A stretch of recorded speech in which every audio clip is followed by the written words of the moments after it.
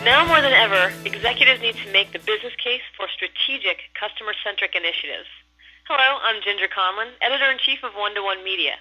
With me today are Gartner Research Director Jim Davies and Don Peppers, a founding partner of Peppers & Rogers Group and author of Rules to Break and Laws to Follow. So, Don, I'm interested in your point of view. You've got this mix of technologies out there, some of which are designed to kind of help build relationships, but are also, in some cases, reducing the face-to-face time. What do you think will, if any, impact will this have on customer relationships and the customer experience?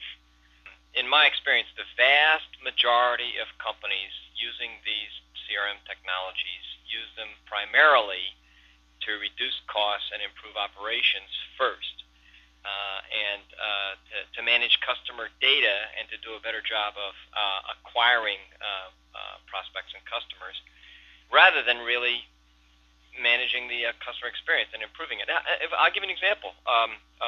Call centers, which we all like, but how many of us look forward to talking to an automated voice response, interactive voice response, an IVR system on a call center? You ever have that experience of dialing in and not being able to get somebody because the reason you're calling is because you couldn't handle the problem on the website? It's not a problem that they've anticipated, so it's an unusual issue, and it's not in the IVR either.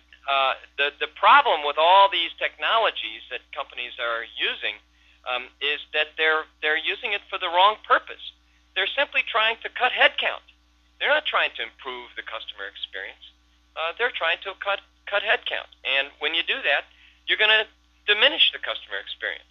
It's no wonder that people feel that these technologies are not in their interest.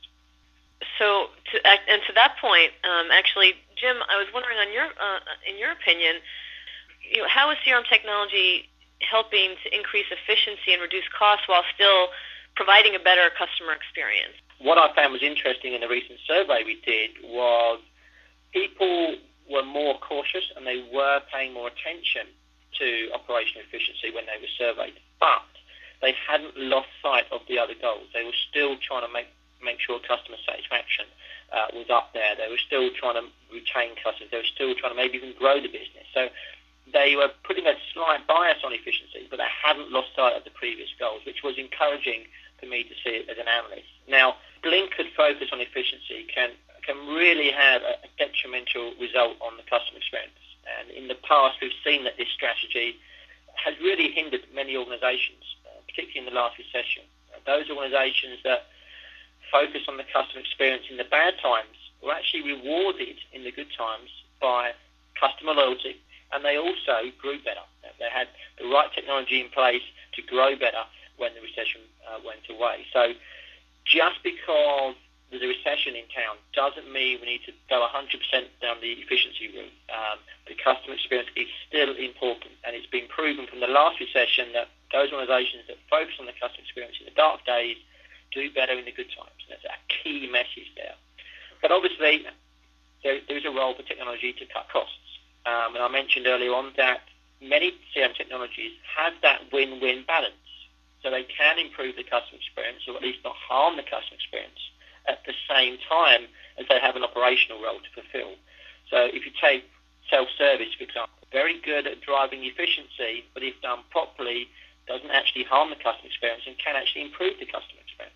Last year, we had a research note that looked at each of the functional domains across sales, marketing, and service, and said, okay, if there's a good time or bad time, what type of investment should you be making based on what strategy you have as a company? Are you focusing on satisfaction, or are you focusing on efficiency? And what we found was that in sales, the things you should be focusing on in a downtime when you're looking at efficiency gains are things such as pricing execution and deal management, and also sales incentive compensation, to really make sure you've got good governance of those variable pay plans. In marketing, the key technology that stood out in this environment was marketing resource management. So you can make sure every dollar you spend on marketing is the right place to spend it. And the key thing here with MRM, marketing resource management, is also a great technology to invest in for when things turn around. It's a really powerful technology for a growth economy.